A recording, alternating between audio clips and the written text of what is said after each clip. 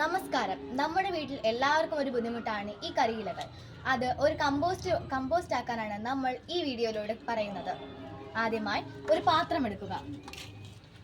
അതിലേക്ക് ഉണങ്ങിയ കരിയിലകൾ ഇടുക.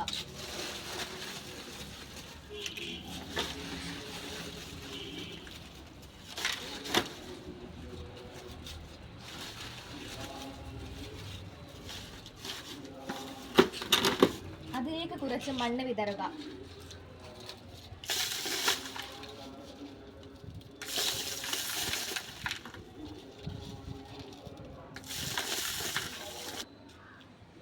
അടുത്തതായി നമ്മൾ ഇതിലേക്ക് പച്ചിലകളാണ് ഇടാൻ പോകുന്നത്.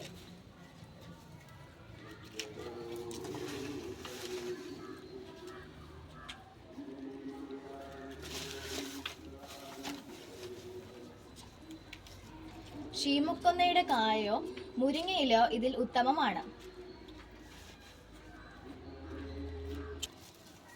ഇനി ഇതിന് മുകളിലേക്ക് പച്ചക്കറി വേസ്റ്റ് ഇടുകയാണ്.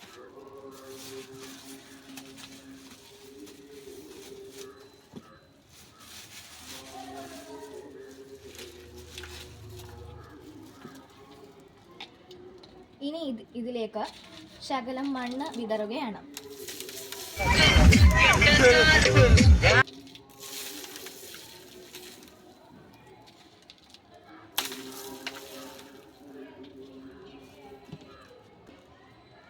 ഇനി ഇതിനെ മുകളിലാക്കി ശർക്കര കലക്കിയ വെള്ളം ഒഴിക്കുകയാണ്.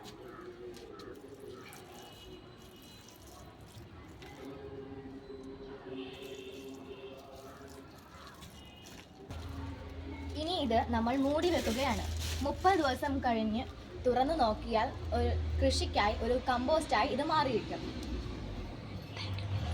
നന്ദി.